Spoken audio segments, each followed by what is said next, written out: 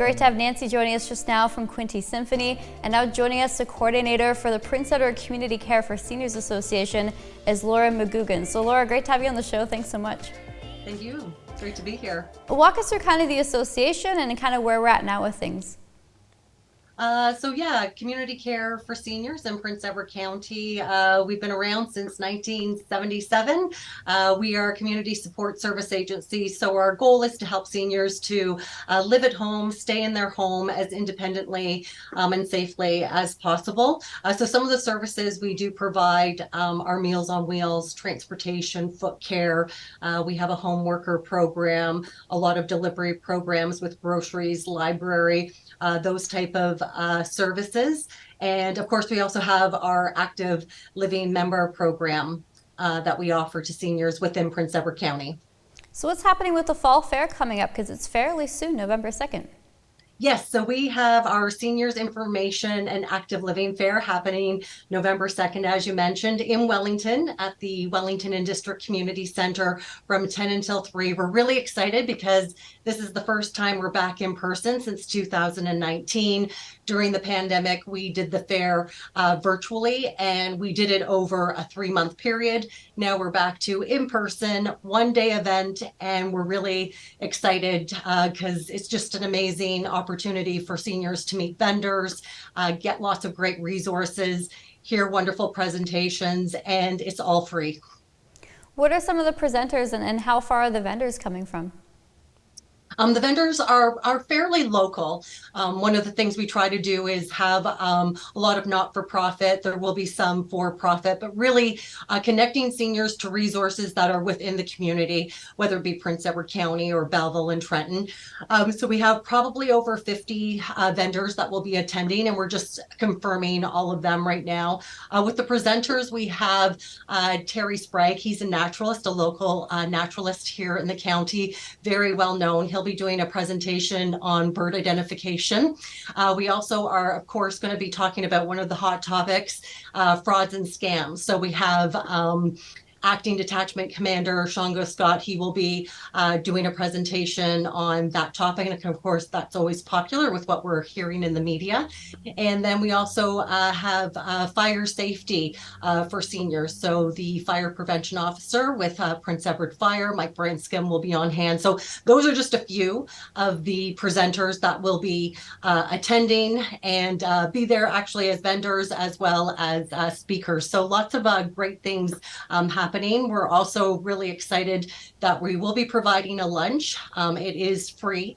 It starts at noon while supplies last. And then throughout the day, we've been lucky enough to have Paul Massey, who owns the Tim Hortons in Picton and Wellington, to donate Timbits coffee throughout the whole day. So we're really, really excited about that.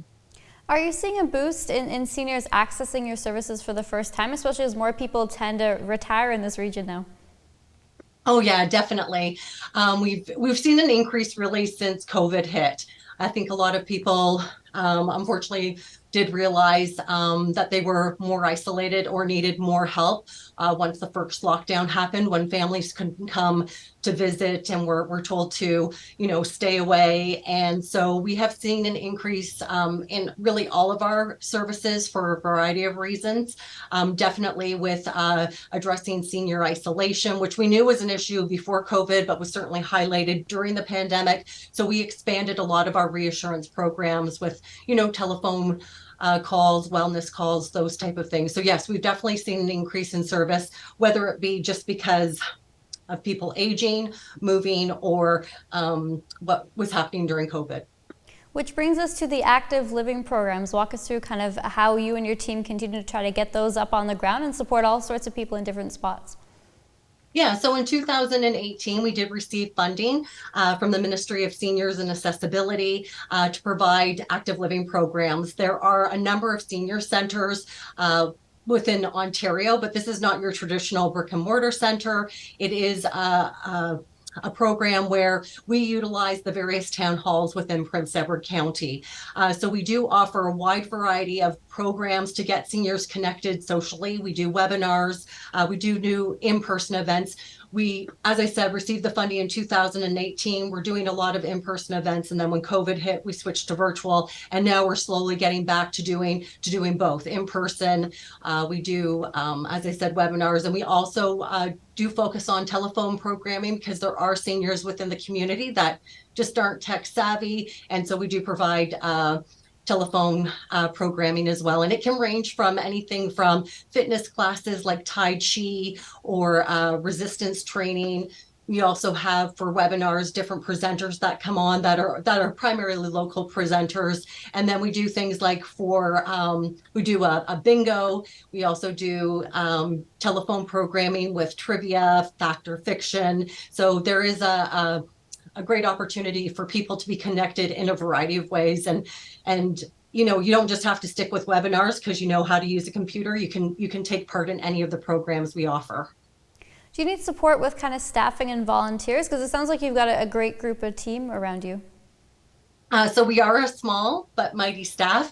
And of course, our agency being not-for-profit and the way we are funded, we do need volunteers. Volunteers are essentially what make this agency. As a coordinator, I coordinate the type of services that clients would like to be a part of, what they feel they need. I also onboard volunteers, but without the volunteers to deliver the Meals on Wheels, take clients to medical appointments, run Tai Chi, we wouldn't be able to operate. We have over 400 volunteers that do some type of volunteering for us throughout the year. Some, it's weekly or a couple of times a week. Sometimes it's once a year. Everything's appreciated because we really do need and we have a passion for volunteers. That's actually part of our vision statement. So. Yeah, how do you work with Brenda with VIQ, Laura? Because we've got Brenda coming up on the show soon. Is it kind of a fairly strong partnership with VIQ, especially with getting some younger volunteers to help? Actually, yeah, volunteer and information Quinny certainly has been a great support. They will send referrals to us of people who are interested in volunteering if they know about the certain programs that we offer. And actually during COVID, when a lot of people weren't able to work for the first few months or until they could get back to work, we did see an increase in people wanting to volunteer or be a part of the community while they couldn't go to work or had to stay at home. So yes, we've worked with them for a number of years, and they're a great resource. How can folks reach out if they want to learn more? And more importantly, where's your office located these days, Laura?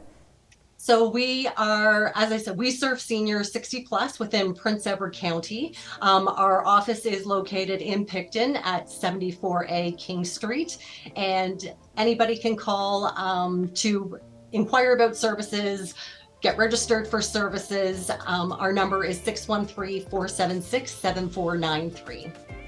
Thanks, Laura. Really appreciate it. Good luck on the fall fair. Thanks so much for joining us. Thank you so much.